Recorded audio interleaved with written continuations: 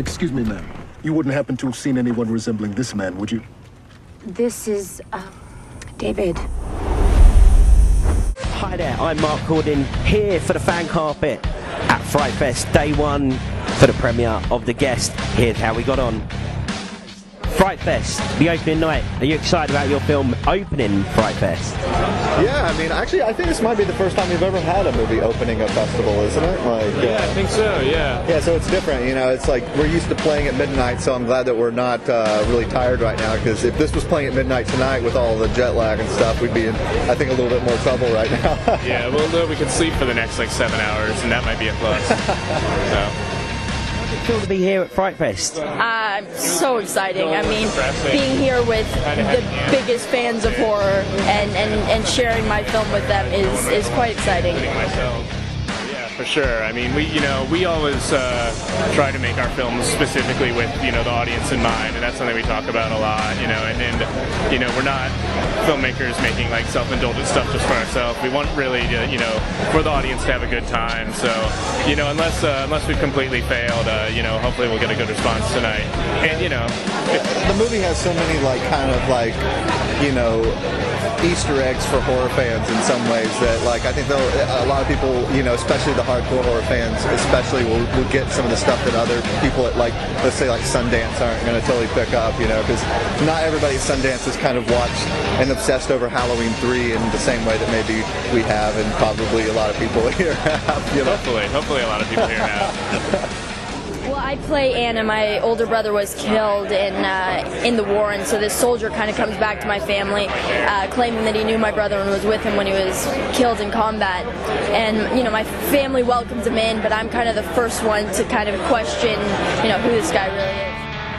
Yeah, I mean, it's a thriller about a family who lost their son, and about a year later, a stranger shows up at their door, played by Dan Stevens, and he starts kind of, involving himself in their lives in various complex ways, and it's just about kind of that process, and it gets eventually kind of violent and ridiculous. Yeah, and the whole thing's kind of done in the context of having a stylization that resembles something that you might have seen in like the 80s or early 90s, and we're kind of having fun with that, kind of making I would call it like almost like a nostalgia picture, the first one we've done, It was amazing to work with him. I mean, his transformation on screen I think has blown everyone away.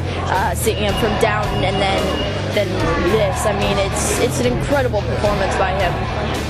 It was interesting because after we did this film, I ended up hanging out with Dan at the Toronto Film Festival, and he went to like a few of the Midnight Madness screenings with me and had a great time. I mean, I think actually his sensibility is more like towards weird, funny, like sci-fi and horror stuff. He just hadn't had the opportunity to do it yet, because he's been doing so much like kind of masterpiece theater, type material, and that's kind of his training. So actually, I think he was really ready to go. I think after doing Downton, he was like really ready for a change of pace, and I think it's the perfect kind of combination of an actor at the right point in his career and the perfect project for him. So yeah, there was no delay on his end. You got anything coming up? Yes, I start in a couple weeks training for The Fifth Wave, which is a young adult novel, a trilogy.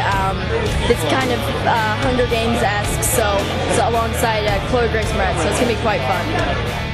We've got a couple things in the works, but nothing really ready to discuss yet.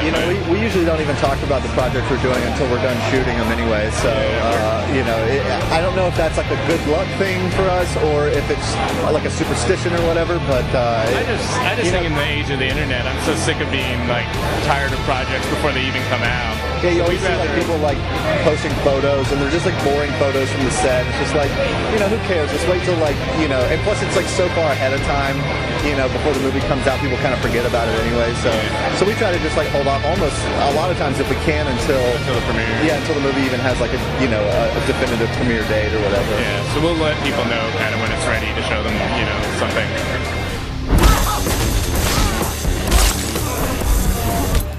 For the damages.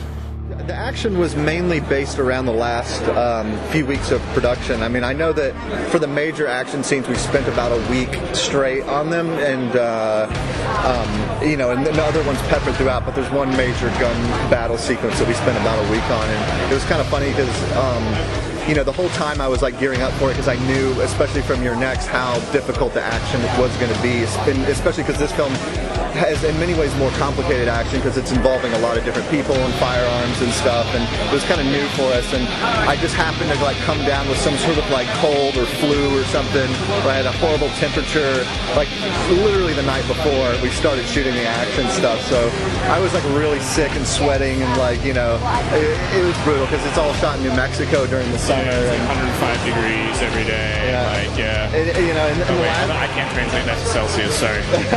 Yeah, and you know, in the last one we did, You're Next, you know, I had like a horrible toothache during the entire production, so I wasn't surprised whenever, you know, the action and the difficult stuff came in that I was going to be in like horrible pain, but you know, it almost felt like a good luck charm. It was like, oh, miserable. This is going to go well. Yeah, exactly.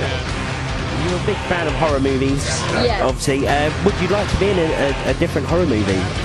I mean, yeah, it's definitely something that you'll see me in and out of. I mean, I think it's good to explore different genres, but I have a special place in my heart for horror. Of course, I mean, there's no point in doing a sequel if it's not, you know, it's not The Guest. You can't call it The Guest 2 and have it just be like some guy, you know. If there is a sequel to this movie, would you like to be in it? Are you kidding me? Duh, I'm in. If they do it, I'm in. Definitely. That's us done with day one. Check it out tomorrow for day two. Who are you? I'm a friend of the family.